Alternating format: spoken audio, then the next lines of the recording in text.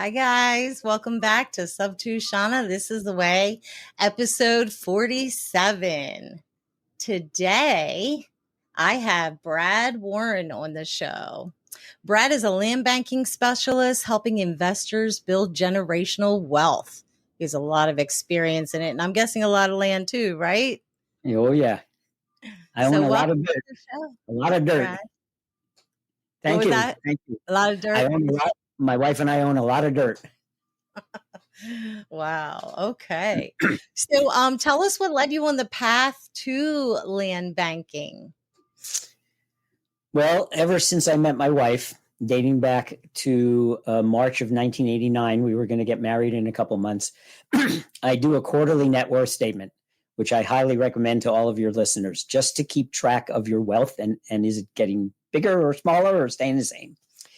And on December 31st, 2011, I was 60 years old at the time, about to turn 61 in January. And I looked at the numbers and I realized I couldn't retire. My wife could retire with her 401k that she had at Oracle. Together with our combined resources, we could basically make it. But if I was a single guy on my own with just my own money, I was not going to be able to retire. And that was kind of sobering. So in January of 2012, I called my land banker, name is Marcella Silva, invited her to our house. She came with her laptop, just like a realtor would do a listing presentation, with the husband and wife at the table. And she does her hour and a half presentation. We're asking questions and all this. And at the end, my wife stands up and says, "No, thank you. Don't want to invest in dirt. It's too long range. I'm very happy with my 401k and my mutual funds." And she walks out of the room. Okay. I turned to Marcella and I said, "I want some dirt. This, I think, is the only way I'm going to build enough generational wealth, not only for me and for my wife, but also to pass on to our daughter." So 2 months later, I got my first property. A year later, I bought a second. A year later, I bought a third. And then I was on my way to see Marcella present at a hotel. You know how you rent a hotel room, you invite a bunch of investors and they bring their friends, their potential investors. Like a seminar. And yeah, she was doing a seminar very similar to what she had presented to me at the kitchen table, or to us at the kitchen table. And my wife says, "I want to go." I said, "Well, I didn't think you were interested in investing in land." She said, "Well, I've been watching you for 3 years now, maybe 4 at that point. And you've gone down, you've looked at the land, you have these little baggies labeled with the address of the land and in a drawer. And Soil you've gone samples? just picked up some soil on the land that I own, put it in a bag, labeled it, and brought it home. And you've met the CEO and all of the staff, and you go to the annual meetings, and maybe I missed something, but I'm not going to buy any." Oh, the whole way in the car, Shanna, she's going, "But I'm not going to buy. I'm not." I said, "Fine, don't buy. I don't care. I'm just thrilled that you want to go." And we brought our gym bags with us because we were going to go directly to the gym when it was over. Mm-hmm. Long story short, get to the hotel, watch the 2-hour presentation. Marcella says, "We're going to take a break. When you come back, we have 4 properties for sale." I turned to my wife, Marie. I said, "Okay, let's go." She said, No, I want to see the properties." I said, "But you said you didn't want to buy." "I just want to see what they are." She bought 2 of the 4. She had her checkbook with her, which I did not know. She brought it along just in case. And the whole way home in the car, I'm going, "I thought you weren't going to buy. I thought you weren't going to buy. Now you bought 2. And she said, shut up. I get it. I understand now." So that was number 4 and 5. Today we own 11 properties, almost 40 acres. And we're set. So that sounds like something that our Subto community member tells us a lot. He says a confused mind will always say no. Yes. In fact, we, meaning the company I work for, so firmly believes in education first. You're not even allowed to invest with us until you see Marcella's full 1-hour presentation. If one of the people watching your show gets a hold of me, they email me and they say, "Brad, I get it. I understand what land banking is. I love the concept. I've got $25,000. I'll drive over to your house right now." I tell them, "Save yourself a trip. Let me send you a link. Watch the program that Marcella talks about your presentation. And then if you're still interested, then get a hold of me and we'll talk further." We basically put people through a bunch of very high bars because we don't want them getting upset. Oh, it's been 2 years. Oh, nothing's happening with my land. We told you 7 to 10 years. This is a patient investor's game. This is not a flip, not 90 days in and out, not cash flow. I had one lady call me and says, how much cash flow is there on the vacant land? I was ready to shoot the person that referred her because they didn't follow my instructions when they make referrals. They were supposed to educate the person first, and they didn't because they didn't really know what I did. By the way, my referral partners also have to watch the 1 hour before I will even accept the referral. That's how high the bar is. So that was a long answer to a short question, but that's kind of how I got involved in it. And 6 years ago, I actually started working for the company. I got my real estate license, and now I'm a real estate agent selling dirt. Yes. So is there a difference between land banking and land flipping? Yes. I've met a couple of land flippers. We've actually talked about referring to each other because their model is very different. Land flipping, as I understand it, is you either, subject to, or, you actually get control of the land and then put it on the market and sell it for more than what you paid for it. Okay. So either wholesaling or novation type thing. Exactly. Our model: buy, hold, do nothing. No sign, no realtor. You don't go looking for a buyer. You wait for, let's say you bought what we call green real estate or green energy real estate. You know it's going to go to a solar farm. It's going to go to an energy company that wants to build 1,000-acre solar farm, and you own one little itty bitty 2-acre plot in the middle of the boundaries. They have to get your land. They can't leave it empty. That land generates so much electricity that it is foolish for them to leave it sitting there fallow. Plus, they'd have to leave an easement to get to it. So no solar panels on the 2 acres plus the whole easement. Not smart. So you can get a very attractive exit price because you basically have the resource that the energy company needs. You got the dirt. Right. Okay. I guess we know how you would recommend newbies to get started in this niche. Reach out to Shanna. Yes, have her educate you.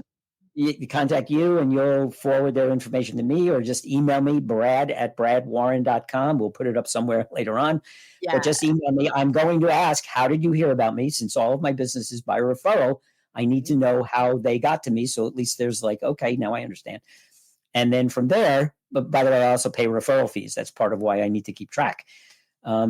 Just get a hold of me. And the first thing we're going to do is we're going to have a Zoom. We're going to chat a little bit so I can find out, who you are and why do you want to even invest in land, and do you have the money to do it? And if you pass muster, then the next thing is you'll watch Marcella's presentation. And then after that, you'll probably still have some more questions to ask. And we just keep going until you are 100% either no, thank you, or 100% I get it, I'm ready to invest. I know a whole bunch of investors.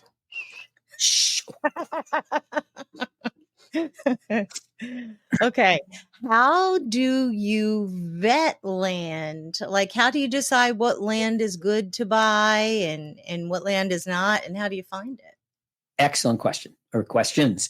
So first of all, it's a little hard to see the map behind me, but that's a map of California. That white circle kind of down at the bottom, for those that are watching this, that are seeing it, we only invest within a 60-mile radius of downtown LA. There's 10 reasons why. We don't have time on this show. That's why you watch Marcella's presentation, because she explains more about this. But basically, you've got to be near a port. You've got to be near rail and air and ground transportation so trucks can get in and out with goods. You need to have rising population. You need to have business-friendly city government. You don't want to invest in an area where they're going to stop you from developing the land because they don't want, not in my backyard kind of mentality. So there's 10 reasons why we only invest within that 60-mile radius. So that's a short answer. Much longer answer, watch the presentation and then talk to me more. Go ahead. How we find, well, you actually asked me 2 questions. Yes. Where's the land, and then how do we find? We have a research and acquisition department. I wouldn't know the first thing about finding dirt. I wouldn't know what to ask. I wouldn't know where to look. We have an entire department. It's got maybe 5 or 6 employees, full-time employees, and all they do is use what we call a 16-point comprehensive analysis checklist. Every piece of land that they look at within that 60-mile radius gets run through these 16 questions. And if we don't get a yes to every one of the 16, we don't touch it. We actually buy 1 out of every 30 that we look at. So that's about 3%, little just over 3%. So you have a program that folks can join to kind of learn the whole thing, or they partner with you, or? Oh, no. We don't teach this system to anybody. Okay. The company is family owned, started by the dad, now run by the son, 45-year-old company, very proprietary information, proprietary maps that we have that no one else on the planet owns, that we use to look at the land to see, are there easements that people don't know about? Is there a buried gas tank from a gas station that was there 50 years ago that nobody knows about, but we know about it because we have maps that date back that far? So we do the research. We do the risk mitigation. We actually buy the land first ourselves from the seller. We then mark it up. Let's be transparent here. We buy it really cheap. We mark it up, still below market value, still within reason for our investors, but with a gap, which is the cash flow to run the company and pay all those employees. Gotcha. That's where our cash flow comes from. We buy it, we sell it, and then the investor has the 7 to 10 year patience period to wait till it skyrockets way up here. Gotcha. So the investors get to skip all the hard stuff and the knowledge and everything in the beginning, and they can just come, pick something out, hold on to it, and play the long game with the appreciation. Yes, this is definitely an equity play. Most of my clients will use, because I know you talk a lot about creative financing, most of my clients will use self-directed IRAs, or even better, a self-directed Roth IRA. Hopefully your listeners have heard about the difference between regular IRAs and Roth IRAs. Well, my wife and I told you we have 11 properties. 9 are in our self-directed Roth. 2 are in a self-directed regular traditional SEP IRA. Couldn't get them into the Roth in time. So 9 of those properties, when they sell, all that profit, that's ours. Uncle Sam gets nothing. Right. And then you sit and you wait. And the developer knocks on your door and says, "Hi, Mr. Warren. We see you own a property at this and such address. We know you paid X. We'd like to offer you this." And we always know they're fishing. They're lowballing. Mm-hmm. So what I would do in that situation is I would say, "Thank you. Send me the offer in writing via email and I'll get back to you." And I hang up. I call Marcella. She calls the CEO of the company. He offers free negotiation strategy coaching on any investor that needs help. So I say, "Marcella, here's the email I got. Here's my property. Here's the plat map. Here's where it's located. Here's what I paid for it. Here's what they're offering me. Please have the CEO give you some advice." CEO gives her a bunch of questions. She gets back to me. She says, "Brad, here's what I want you to ask that energy company. Why do you want the land? What are you building? Oh, you're building a solar farm. What are the boundaries? How many megawatts? When are you going online? When are you breaking ground? How much will each acre produce in electricity once it's up and running? How many years till it finally goes online?" I wouldn't know to ask all those questions. I'm just a guy that owns dirt. So the CEO is giving me, by the way, the CEO will also let me know if any other investors from our company own land in the same boundary and have they been offered money. We have found many times there could be 2 or 3 other investors who have already been offered double or triple what that company first offered me. So when I go back to them, I say, "Oh, by the way, have you made offers on land to anybody else within the boundaries of this project?" Well, Mr. Warren, we're not at liberty to divulge that to you. "Oh, what about the property at," and I'll give them the address. And I'll tell them, didn't you just offer that? Well, how do you know that? I'm not at liberty to divulge that. Because I do my homework, because I own land. I do my due diligence. I happen to know. I just happen to know. I'm not going to tell them, that I got it from the company. Right. It happens to be a friend of mine, and we talk. And I know you offered them 90,000. You only offered me 30. What's up with that? And then I shut up, because when you're silent, when you negotiate, you let the other side give you a lot more information. So then I go back to now you made me mad. So mine's going to go for 110. Yeah, I won't say that, but they now know that's pretty much what's going to happen. Right. So now I go back to Marcella. She goes back to the CEO. I get say, here are all the answers to those questions you gave me, plus a couple of extra questions I asked. What do I do next? Wait. Yeah. Don't respond to their offer. Dude, we got stories of people that waited and the price went up $100,000, $300,000, $500,000. Oh, do we have time? Do we have time for one quick story? Yes, absolutely. Okay, so this is Marcella, one of Marcella's clients, buys a 10-acre parcel, green energy, for $150,000. 6 months after buying it, she gets her first offer of $300,000. She calls Marcella. She talks to the CEO. We give her some. We can't call it advice because that's a legal term, and we get in trouble. We can't. Okay, pause. How long did she hold on to the property for it to double in value? 6 months. She had it 6 months, and they offered her $300,000. Wow. So we gave her some coaching. I'll call it coaching, not advice. And we told her what we thought the land was worth. And so she said, okay, thank you. We didn't hear from her again. But then we heard about, I don't know, a month later, 2 months later, $500,000. And we thought, okay, that's 3x. We told you 3 to 7x return. It's been less than a year. You're going to make 500 on 150. She turned it down. About 6 months goes by. We got kind of nervous because we can't give her any more help. She turned down our help already. 6 months goes by. They come back to her, $750,000. Turned it down. We're freaking out just like that. We're just like hands over the, oh my God, OMG. I don't know. She turned down $750,000. That was what, 6x? I think. Is that right? Or 5x? That was 5x. She found out what they wanted it for, I bet.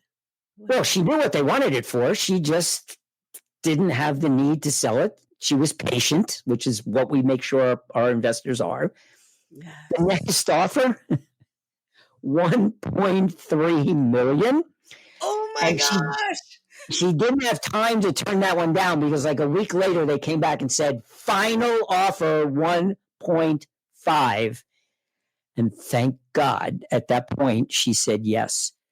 So by the time she closed, final offer in the message. Yeah. Plus, by the way, when the increments get smaller, when the amount that they're offering so from 1.3 to 1.5, that was only 200,000. The previous one was much bigger. They're getting close. Yeah. So at that point, she said, so I think from date of escrow closing and she owning it to selling it for 1.5 million was about 2 years.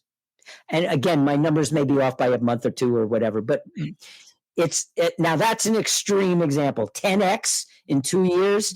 I don't want your listeners thinking, oh God, I got to do this right away because I need that kind of money. We're very conservative. We tell people 7 to 10 years, and we tell them 3 to 7x is the expected return. Hearing that story, it almost felt like I was on a game show. You know what I mean? Do you want to risk it all, or do you want to go behind door number 2? What do you want to do? Yeah, I don't have the chutzpah, nice Yiddish word, because I don't want to use other words, cajones, in Spanish, but I don't have the wherewithal to wait and turn down that size of an offer. I probably would have gone with the 750. I would have been thrilled. 150 to 750 in a year. To her, man. But I'm very impatient as well. I would need somebody to negotiate on my behalf. Pat on the back. She did an amazing job of negotiating. Just amazing. Yes. Oh, I can't wait to get to another story. So I guess that takes care of my next question. It doesn't always have to be a long game. You just need to be prepared to do a long game type strategy. Yes. But sometimes you can make it shorter term. Yeah, we have a lot of examples of people getting out sooner. One of my own clients, her first parcel I ever sold was $750,000. It was huge. That was like a whale, especially as a newbie. First year in the business, you never sell that big a property. And she had it 5 years and exited at $2 million. So she didn't make quite 3 times. She also didn't listen to us. She didn't call to get our coaching. We would have gotten her at least 3, 2.5 to 3, but she was impatient. She thought, oh, I better take this now because no one's offered me anything. It's been 5 years. Yeah, you're still not at 7 to 10, which is what we told you. So she got out at $2 million on a $750,000. So she made $1.25 million in 5 years. Okay. So yeah, and then there are people that have waited. How many acres was it? That one, I'd have to go look. It was either 10 or 20, but it was and it was more, there's 5 kinds of zoning of land. I don't know if your listeners. I used to be a realtor. Okay. So, there's all different kinds, residential, agricultural. This was more like industrial, might have been more industrial. So of course she paid a lot more per acre to buy it, but she also sold it for a lot more. Right. So depending, and again, we can work with people from 25,000 to 2 million. That's the range that we can help people. So I should know this. I mean, I'm originally from Baltimore, Maryland, so I grew up right next to a port. As a matter of fact, the morning that I started packing my moving truck to move down south was the day I woke up getting ready to pack the truck. That was the day that everybody started blasting me via text and calling and this and that saying the Key Bridge is down, because I live like a 5-10 minute drive from there. And I was like, no way. I remember being a little kid when that thing was opened. Yeah. So, and of course the port is right by there, obviously. Yeah. So well, I even worked at the port for a while, but that's one of the things that you have, like the land being like in a certain amount of radius of major ports. Right. Yes. Well, LA and Long Beach Harbor, the busiest in the United States. Yes. Most of the goods coming from the Far East, I'll just call it China, South Korea, Taiwan, Malaysia, Thailand, Vietnam, all of those manufactured goods, the vast majority of them come into the United States through Long Beach and LA Harbor. Well, they land. What happens to them? Let's walk this through real quickly. All those containers get put onto what? Trucks. Where do the trucks drive? To the warehouses. You have to have a warehouse within 200 miles of a major metropolitan area so it can be there overnight, because everybody in America wants it either today. If I order it at 8 a.m., I want it by 4 p.m., or worst case scenario, overnight. So all of these land near Amazon warehouses, right? A lot of warehouses in the Antelope Valley where we invest.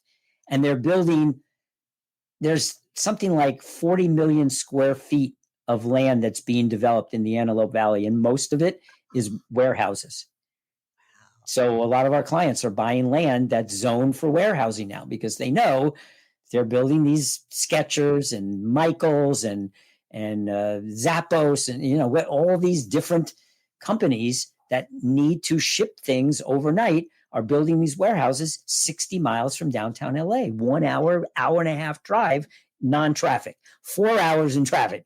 But when you schedule yourself to drive in non-commute times, you can make it from the Antelope Valley to downtown LA in 60 to 70 minutes. I don't think there's ever been a better time than now to hop on something like this, to start buying land.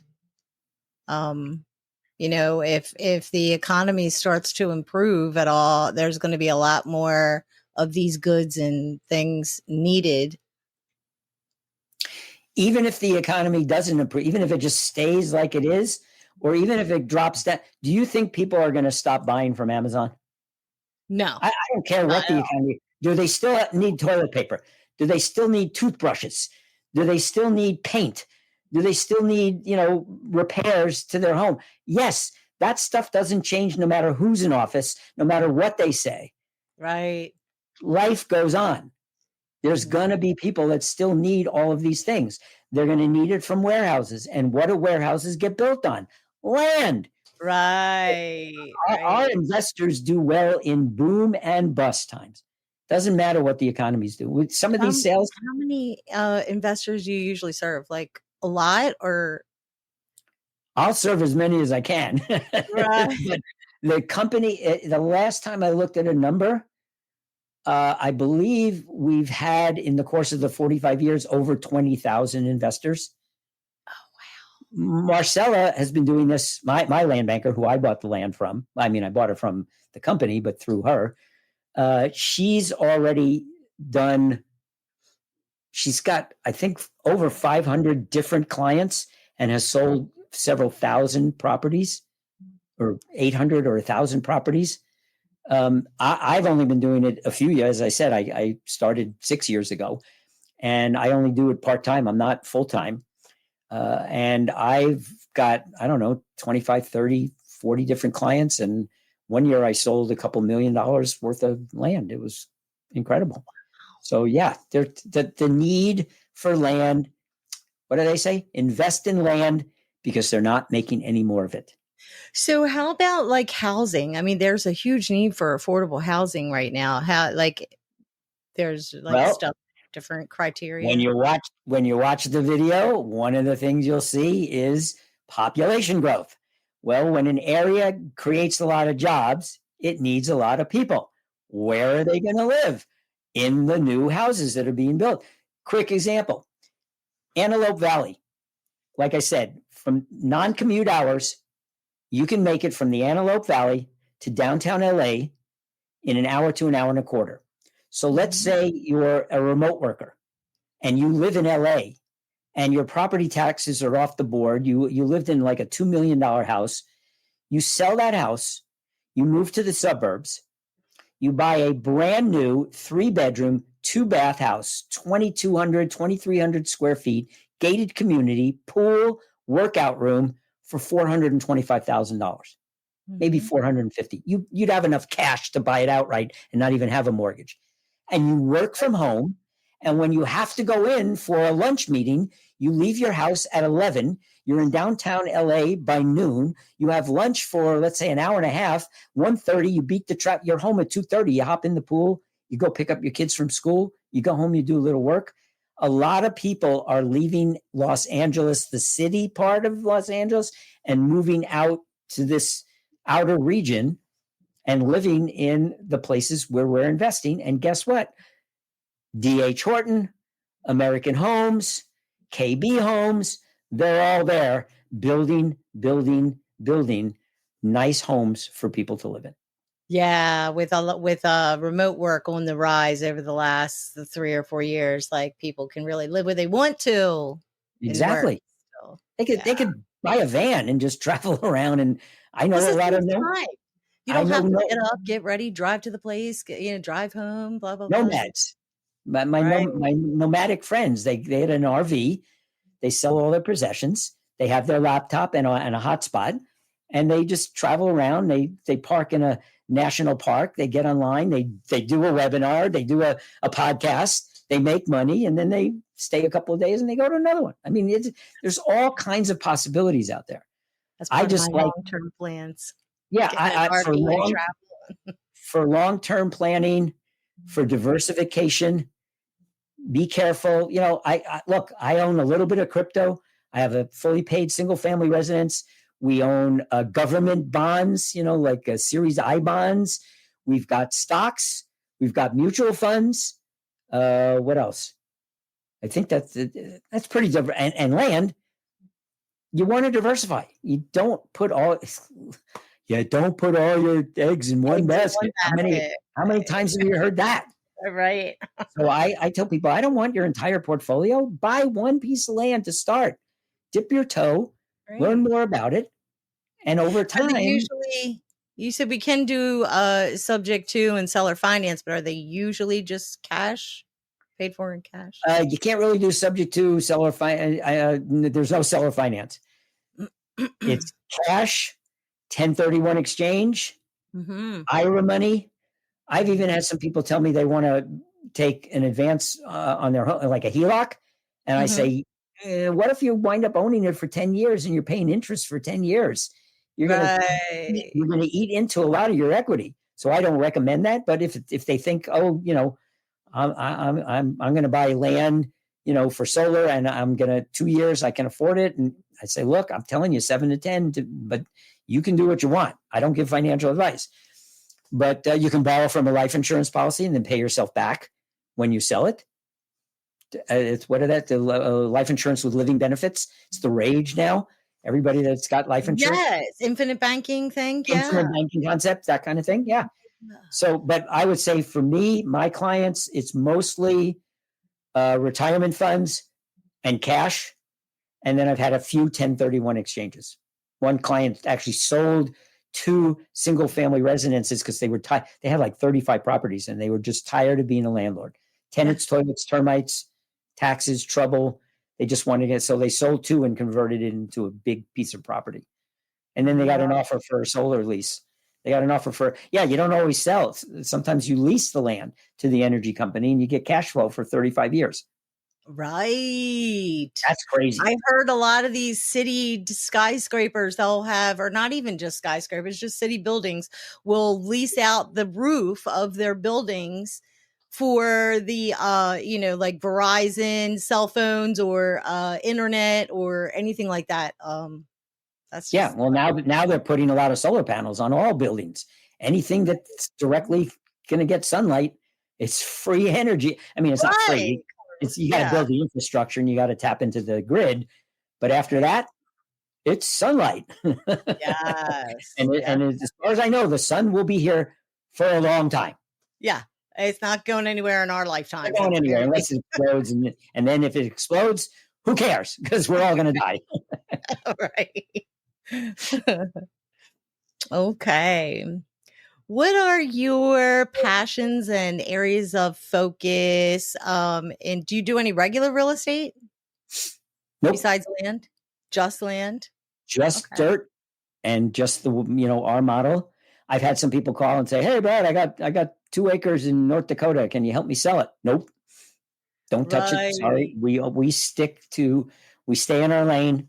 That's all we do. Yeah. I do I have hobbies and stuff on the side, but pretty much I sell dirt. That's my main occupation to earn income other than Social Security and the income from our rental. What's been your biggest struggle putting this all together and helping folks achieve this? Finding finders, referral partners, and finding investors. Okay. I mean, 25,000. So that's strictly referral business, strictly, right? Yeah. Well, either I meet them personally myself, like at a mixer, a Chamber of Commerce event, online. I do a lot of LinkedIn connecting and chat with people. So either I meet them directly myself that way, or I meet someone who wants to be a finder. Let's say it's a CPA. No, let's use mortgage. Mortgage consultants are really struggling, as far as I can tell, because nobody's refinancing because the interest rates are too high, or they already refinanced. Sales are down, so they're not getting a lot of new sales. So mortgage consultants, I've heard a lot of them have gone back to regular jobs. So I say, look, you've got a database. You got a lot of people that you know and that trust you. Why don't you become a finder? It's free. Takes an hour and a half to become a finder. I'll train you what to say to them and how to introduce them to me. And if they buy a property, even at $25,000, you'll make $500. I pay 2% of the gross sales price. So mortgage consultants are good people for me to meet and turn them into finders. And then they send me people. The best finder I've ever had, Shanna, is a podcast host. And it was my first podcast. It was June of 2021, right in the middle of COVID. I didn't even know what a podcast was. I got dressed up because I thought it was recorded visually. And he laughed. That's what it is to me. Well, back then it was just audio. Right. That's how. And he laughed when he saw me all dressed up. He said, "How come you're not in a t-shirt?" I said, "Well, I don't you record?" He said, "Yeah, I record your voice." And I was See, you like, were oh, thinking ahead in the future. You didn't even know. Like I would have never started a podcast if it wasn't video. To be honest, I started on YouTube, and then eventually I branched oh, out to well, audio. I think he does record the video part, but he doesn't really use it. It's just audios. Anyway, he puts me on his show for an hour. Uh-huh. He edits it, does a couple of things, and then he sends it to his database, which at that point was, I think, 25,000 people. Yeah. I have closed 22 deals just from his referrals. And that led me to think, OMG, I need to do more podcasts. So guess what? I've done maybe 30 more since 2021. So in 3 years, probably 10 a year. I do almost one a month. Mm-hmm. I think I've gotten either 0 or 1. No, I've gotten no sales from all of the other ones combined, and 22 from just his one. So was I ahead of the time? I don't know. Did I make the right decision to do the podcast? I don't know. They're still out there. I still get an occasional person calling. Hey, I saw you on so and so, and I got to go look up so and so because it's 3 years ago. I don't even remember the show. Right. Right. I remember you. Of course, I have to say that out loud. Right. Yeah. But I thought podcasts were the way. So yeah, that's the struggle for me, is finding either direct investors myself and or somebody who wants to be a finder who will refer business to me. And that's pretty much how I get my leads. I have an idea. I'll talk to you Yeah. about it after the show. Okay. I If love it goes ideas. over, it'll be phenomenal if it goes over. Okay. Okay. So let's see. What else do we have? What are your interests and passions outside of land banking? So I am a very avid traveler. My wife and I probably do 5, 6, 7 trips a year. And some are now being 2 week trips instead of 1 week trips. We've already got January, we're flying to Sydney, Australia for 5 nights and then a 2 week cruise to New Zealand. In May, we're going to our 2 timeshares in Cancun, a week at each one. And we're looking at one of my bucket lists is the Galapagos. So we're starting to do Galapagos Islands, where they have the giant tortoises and the blue-footed boobies and sea lions, and it's off the coast of Ecuador. And I've wanted to go there for years. So we're actually starting to look at that. And that's a little more pricey one because you got to go on a tour. You can't just wing it. So yeah, a lot of trip. We go to Tahoe almost every year. We go to Hawaii for 2 weeks every other year. So yeah, a lot of travel. I love traveling. And my second biggest hobby or passion is playing Texas Hold'em tournaments. Both live. I play live twice a week at my Moose Lodge here in Castro Valley, every Monday and every Friday. That's where you will find me playing live. And the other nights I get on Club WPT, which is an online portal. And I play both for just points, but I also play in some cash tournaments. And I've won, $10 here, $25. My biggest win was 125.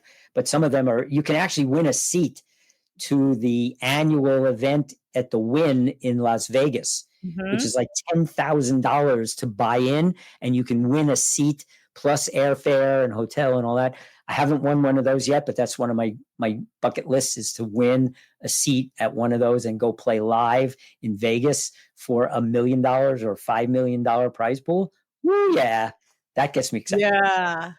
Travel, I know. and Texas Hold'em. Those are my 2 passions. When you go to New Zealand, can you do me a favor? Sure. I don't know. Well, Where in New Zealand I said you're going? sure. I said sure right away. I say yes, and then it's like, oh no, stuck foot in mouth. Okay, go ahead. Sorry to interrupt. Are you going to see the wall that they built for the filming of Game of Thrones? There's 1 or 2 tours at one of the stops, but they're like $500 or $600 per person. They're out. Oh, you get off that cruise ship. The cheapest tour was like $60, and that was an hour and a half ride around the city. But they have some of the, like all day. You can get a driver and do like an all day thing for $1,500 each. little bit out of my price range. So I don't think we'll be there. That's But there wild. might be other people on the ship that would see it. So this is so what is it? Tell me again. It's a wall? Okay, For, have you seen the Game of Thrones? no, not a Oh. fan of that one. You can see my little in the background. Those of you that are watching, Grogu. I'm a big Star Wars and Mandalorian and all that. But Yes. and we watch a lot of Viking stuff, but Oh, I love never that got too. into Game of Thrones. Never got into Game of Thrones. All right, so Well, it's a I'll tell wall. you. They built a Yep. wall for the set. Yes. There is supposed to be this big, giant ice wall that has magic weaved into it when it was built to try to keep these kind of creatures from coming down into the part of the continent that is inhabited. I'm telling you, if you and your wife ever just want to sit down and watch an episode here, there, and kind of get through, it has got the most ratings of any movie or TV Oh show or wow! anything ever created globally. Oh wow! Globally. Yeah. Well, do me a favor offline. If you can find the name of the city that it's near, because we're stopping at five or six different cities in New Zealand.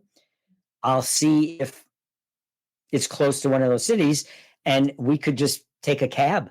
We don't have to go on a tour. We might just get out and get an Uber driver. It might be a 1 or 2 hour drive because it's out in the middle of the island somewhere.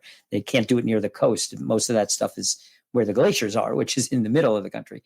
But yeah, Right. I'll see if we can. But send me the name of the city, and I'll at least look it up, and I'll do a little Game of Thrones research to find this ice wall, Yes, yes. and then see. And if I don't go, there may be other people on the ship itself that will go, and they'll have pictures. So, what do you just want a picture of it, or do you I want a would love piece of a ice? picture. A Yes, yes, picture. yes. Okay. I mean, I know it's not as big as it is on the show, Right. but wow. Well, I mean, to see the real the thing that they actually use. Okay, I wrote it down. Just send me the name of the city. I'll see if we dock there, and then I'll see what I can do. No, sure, but no promises. okay. And here's another question that I know some of the listeners are probably going to be asking. When with this land purchasing, this is only like purchasing land in the United States, correct?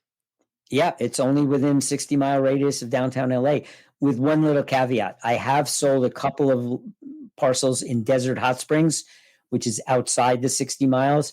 We have some people that have bought in Cathedral City and Palm Springs, that little area, and that's maybe 90 miles outside of LA, so it's a little bit further. But Okay. So other than you're that, only doing it in California, not in only in, around other major not cities. even in Northern California, no place. 60 miles around downtown LA. So God, you get one of those little thingies that we compass that we used in math and in junior high school. You put one point on downtown LA and you do the circle, and we're what's inside that that. thing called where you put It's the a pencil? compass. It's a Or, compass. oh, The sun, protractor. I don't think it's a protractor. I think it's Okay. a. I don't know. I'll have to go. That math is so far behind me. I don't remember, but I think it Okay. was called a compass. You put the little pencil, and it has a point, and you put the point in the middle of where you want, and then you turn it. You kind of twist it around, and it draws a circle around the point. I think it's called Right. a compass. I'll have to look it up. I could look it up now, but I don't want to digress from what we're doing. Gotcha. Okay. So, what is some advice that you have for someone just starting out in this niche of land banking? Due diligence in any investment, crypto, stocks, bonds, mutual funds, syndications, gas stations. Yeah, I don't care what it is. No matter what you invest in, do your due diligence. Read, do the homework, do the research. Now, with us, we do that for you, but you Right. still want to do the due diligence on me and our company, and you want examples, and you want to ask me about my land and all that stuff. I don't want you just taking my word for it, and then you'll be pissed off at me in 5 years if it doesn't sell. No, you need to understand what you're getting yourself into. So Do your own due diligence on any investment, no matter what it is, and not just your friends, because they Right. probably didn't do their homework. So read Right. articles, Google things, call up industry leaders, call you, is the guy's name Pace that's in your community Yeah. there? Call him, get his advice. Some of these gurus are very knowledgeable and open to chatting. They like to meet new people. They like to mentor and help people. Mm-hmm. So ask a lot of questions, do your homework. And when you finally feel it, both gut level and brain level, it's got to be heart and mind, then you make the investment. If you're going just on your mind, sometimes you'll screw up. And if you're going Right. just on your heart, sometimes you'll screw up. Not Still. always. Right. So, do you have any other stories, like another favorite story that you'd like to tell us before we start to wrap up? Yeah, the one story. So going back, remember I said my wife came with me to hear Marcella at the Yes. thing, and then she bought Seminar. Mm-hmm. right. So January 31st, 2018. It was a Wednesday. I remember like it was yesterday. It's over almost 7 years now. I It come was a home from cold work. starry night. No. Yeah, right. I actually don't remember the weather, but I do remember this. I come home from a real estate meeting that I had been at, and my wife is sitting at the kitchen table. She works at home, not unusual, but she's usually slaving away for Oracle, who she worked for at the time, in her office. It's kind of odd to see her at like 9:30 in the morning sitting in the kitchen. And I knew something was wrong. So I sat down. I said, okay, I think I know what happened, but why don't you tell me? She said, I've been dismissed from Oracle. I said, you got fired? No. Let go? No. Downsized? Right-sized? Made available for another job offer? She said, I've been dismissed. I said, what the hell is dismissed? She said, Oracle made up a new category, got rid of a whole bunch of us, turned out to be a lot of older women that they replaced with a lot of young Indian guys from India at about half the salary. We found this out much later. She said, I've been dismissed. Oracle made up this new they will not pay unemployment. So I am done working, Brad. I'm not going to find another job. We're through. We're going to live on your coaching salary. I was a business coach at the time, mostly a real estate coach. I've been doing that for 30 some odd years at that point. More than that. Yeah, 30 something years. And I said, okay, that's fine. Sorry to hear it. She said, yeah, I got to drive over and drop off my badge and my laptop. I said, okay. Well, we're still going out for dinner tonight with Marcella and her husband, Rick. She said, okay. I said, yeah, we'll tell them our woeful story. And of course, they'll be, oh, it's so bad. We're so sorry. So we go out to dinner. We sit down. We tell them our story. And they both start laughing at us. Shanna, I'm not kidding. And Marie and I are, what the F? I said, did you just hear what we said? Marie lost a 6-figure job, 401k match, free money from the company, all of our health benefits, vacation pay, sick leave, it's all gone today. And Marcella says, Brad, you're not going to believe this. She said, 2 weeks ago, we scheduled tonight's dinner just to get together. I said, yeah. What's your point? She said, well, there was a moratorium on Valor. The name of the company is Valor. There was a moratorium on the company hiring new real estate agents. Well, last week they lifted the moratorium. And we came to the dinner tonight to surprise you and invite you to join our team as the first agent on our real estate team. What? What? 2 hours later, I have grilled them 6 ways to Sunday. What's it like working there? What can I expect? Yada, yada, yada, blah, blah, blah, blah. And I have to get rid of all my coaching clients. He says, well, no, just let them, through attrition. You don't have to like fire them today. And I didn't say yes. We're driving home. My wife says, Brad, what's up? One door shut, really tightly closed. My job is gone. One door open really wide. You love dirt. You just got your real estate license 2 months ago, which was a true story. I'd gotten it for another reason I won't go into today. I'll tell it to you, offline. Yeah. But I got my real estate license, so I had it. She said, I don't understand. This is like, you love dirt. We own a lot of land ourselves. You're a great salesperson. Said, Marie, they're asking me to give up. At that point, it was a 40-year career. It's 2018. Yeah, it's 40 years. from 1978 to 2018. I had been a business coach and a seminar leader and a speaker. I said, they're asking me to leave what I have done for the last 4 decades. She leans over in the car, gets right up next to my ear, and she says, Brad, you'd be an idiot not to accept this new career opportunity. And I did not marry an idiot. And I laughed so hard, So you were Shanna. like, I almost peed my pants and almost drove off the road. I was laughing. I was laughing so hard. And when I stopped laughing, got the car back on the road, I said, you're right. I would be an idiot, and I'm not. I will take the job. February 1st, first phone call I made after I woke up was to call Marcella and say, I'm in. What do I do? They said, switch your license over. February 9th of 2018, I became a real estate agent working for the company. And that's what I've done for the last 6+ years. awesome. That's my story. That's my story, and I'm sticking to it. I love that. Isn't that a great story? And everybody that I tell it to does, if they don't outright laugh, they at least smile or chuckle, and they say, "Your wife's really smart," and something like that. And it's true. That's the exact quote from her. You'd be an That's idiot. how good it is to have, a built-in accountability partner and support. I mean, Amen. Amen, sister, is what I'll say to that. Amen. Absolutely. Due diligence, yes, and then accountability is close behind. Marcella is my coach, my mentor, my friend, my business partner. I was actually at Rick, her husband, I've known for 25 years. I was at their wedding in New Mexico. I mean, but Marcella and Rick, they both keep coaching me. You always need I'm 73 and I still have a coach. You don't seem 73 and you don't look 73. Well, thank you. And my wife would say, I don't act 73. Right.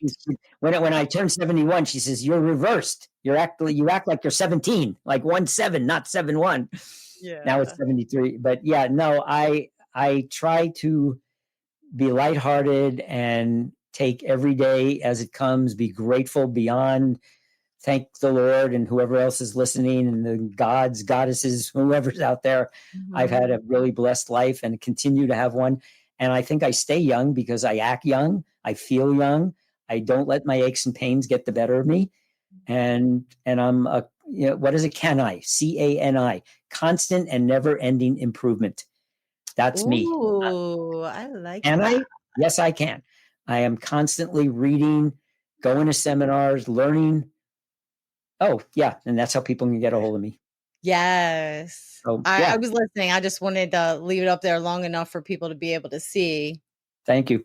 You're welcome. Yeah. So these are all the ways you can get a hold of Brad. The best ways to get a hold of Brad. LinkedIn, you're on there a lot, right? Yep. And email.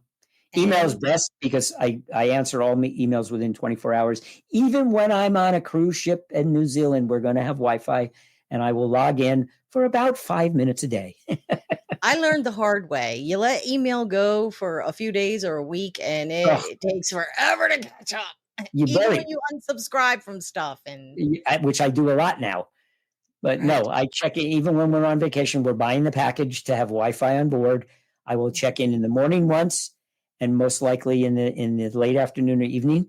And and sometimes I just email back to people and say, I'm on vacation. I will contact you February 27th when I return. Right. But at least they heard from me. And it's not like he's ghosting me or gaslighting me or whatever the current word is. At least I get back to people within 24 hours just to let them know that I got their email. Yeah. So if you would like to, if you're interested in land banking, links are in the description for how to get a hold of Brad. And also make sure that you mention that you saw Brad on Subto Shanna, This Is the Way. So he knows you're legit. Right. And also I have 2 questions that I like to ask all my guests at the end of the show. The first question is, what does success look like to you? Wow. That's it. I guess success is being happy, accomplishing the goals that you set out for yourself, letting go of the ones that you didn't get and not feeling guilty about not reaching them, and doing for others. In fact, this morning before this call, I was out volunteering for Meals on Wheels. Hopefully a lot of your listeners have heard. So I deliver food to people that are basically shut in. They're incapacitated, most of them, or too frail. And sometimes I'm the only person that they see all day. So you got to give to others. Yeah. So, and I volunteer for the American Red Cross. I'm a big fan of the American Red Cross, nonpartisan. They help people in need. In fact, this Sunday, I'm going to get trained, an all-day training, so I can be a shelter worker. And I can go to those shelters that they open, when there's a disaster. And that's like you're deployed, not in the military sense, but you actually get deployed for like a week or two outside your home to some place, and you live like that. You live in the shelter with the people that you're helping. And so, yeah, that's success to me, is helping others. So if you want a charity to donate to, guys, Red Cross. Red Cross, absolutely. For sure. And the second question is, if you could leave our listeners and viewers with a piece of profound advice, potentially life-changing in work or in business or both, what would that be? Ordinary things consistently done produce extraordinary results. Whoa. I got more, but that's the first one that came to mind. Say that one more time in case people want to write it down. I'll say it a little slower. Yeah. Ordinary things consistently done produce extraordinary results. Think of a drop of water on a rock. Not much at the beginning, but if it drips every single day for years, decades, maybe even centuries, it will drill a hole through that rock. Yes, I heard this. I heard a different way before. I heard water cuts through rock, not because of its strength, but because of its persistence or something like that. I know I'm messing it up. Same idea. Same idea. Right. It's water. The Grand Canyon didn't get made because the Colorado River was so strong and powerful that it could cut through the rock. It took centuries, eons of steadily flowing water day after day, 24/7, 365 with no shutoff valve. And it just kept flowing. And over time, it produced an extraordinary result. Wow. Love it. Same idea, same concept. I want to thank you so much for coming on the show. This has been an absolute pleasure. Well, thank you. Likewise. Yeah. I love sharing, and hopefully people learn some stuff, not just about dirt, but about themselves and life. And hopefully they'll pass it on to others and listen into more of your shows. Yes. And also maybe they found a new way another thing to invest in, or a new way to invest. Hopefully. We'll see. Yeah. So thank you so much for coming on the show, and hang back afterwards. We'll have a little chat before we part ways. Absolutely. And we'll see you next time. Bye, guys. Bye, everybody.